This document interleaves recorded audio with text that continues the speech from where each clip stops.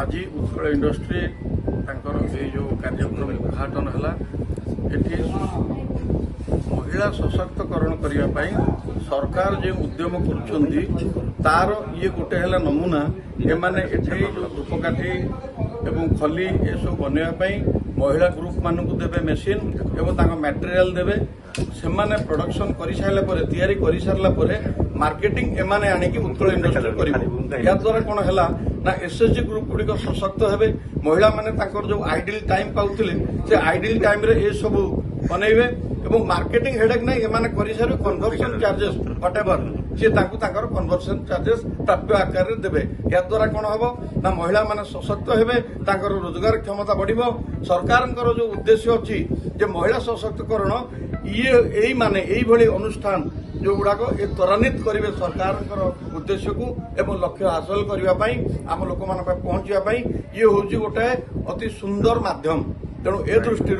Utkal industry आज ये जो कार्यक्रम करी ये जो उद्देश्य नहीं अनुष्ठान कर मो तरफ साधुवाद जनाऊँच धन्यवाद जनाऊँच ये अत्यंत प्रशंसनीय कार्यक्रम। नमस्कार संजना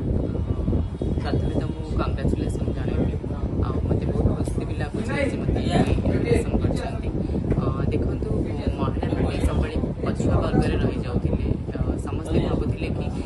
नहीं पुरुष मैंने ही कम करेंगे इंडस्ट्री जो महिला मैंने केमी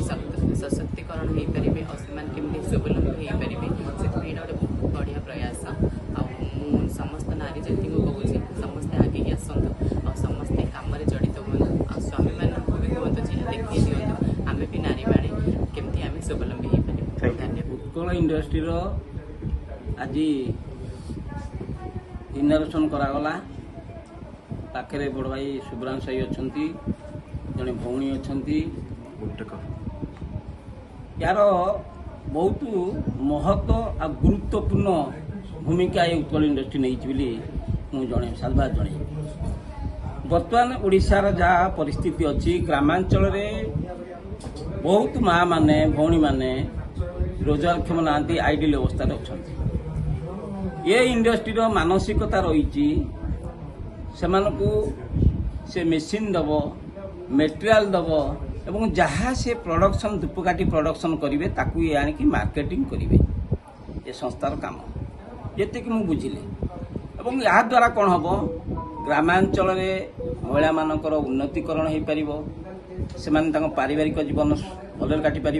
ये खाली जो धूपकाठी नुह ये संस्थार मुझे बुझू बुचर देखुली एथिरे से पेपर प्लेट बलिता बनैबा जहाँ आमर एमएसएमई स्कीम रे कुटीर शिल्प तार विकास हम एवं महिला मानक एटा जरूरी नित्यान्त आवश्यकता अच्छे ये कार्यक्रम हेले बर्तमान जो लोक मान अभाव असुविधार अच्छा दूर हम ये संस्था को साधुवाद जनाऊँच निश्चित हिसाब जगन्नाथ को प्रार्थना करुच्ची ये संस्था आहरी आगू जाऊ एवं यार